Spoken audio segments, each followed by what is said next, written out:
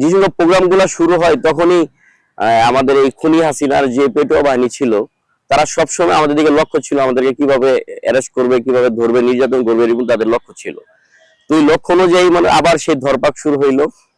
আমাদের তো প্রতিদিনের একটা রুটিন যে আমরা আজকে এই জায়গা, কালকে ওই জায়গা, এইভাবে আমাদের পথ চলা। যে খুনি আসামিও মনে হয় টিকতে পারে, কিন্তু একটা ছাত্র দলের ছেলে মনে ওইভাবে মনে হয় টিকতে পারে না, এরকম একটা অবস্থা।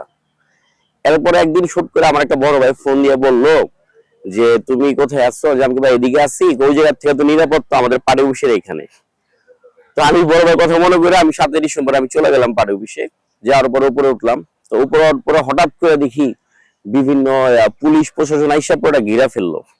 তো ওইখানে হঠাৎ করে সিভিল টিম ঢুকলো, সোয়াফ টিম, যে পরে বুঝতে পারলাম যে সোয়াফ টিম। ওইখানে একটা আরেকটা জিনিস দেখার বিষয় হলো কি, আমার পাশে একটা লোক, উনি দাঁড়িয়ালা লোক।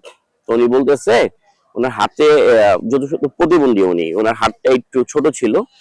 তো লোকটা বলতেছে বাবা আমি নামাজ পড়ি, আমাকে নামাজের সুযোগ দাও। এই কথা বলার পরে ফার্স্ট করে ওইখানে সোয়াফ টিমের একজন লোক সে এসে তার দাড়িকে থাপা দিয়ে ধরে একটা চক্র দিয়ে বললো, খুব বাজে একটা বকা দিয়ে বললো যে বেম্বি করতে আইসস আবার নামাজও করতে চাস। এই জিনিসগুলো খুব খারাপ লাগলো আর কি। তখন আমাদেরকে প্রায় আমরা 485 জন লোক একসাথে অ্যারেস্ট হয়েছি।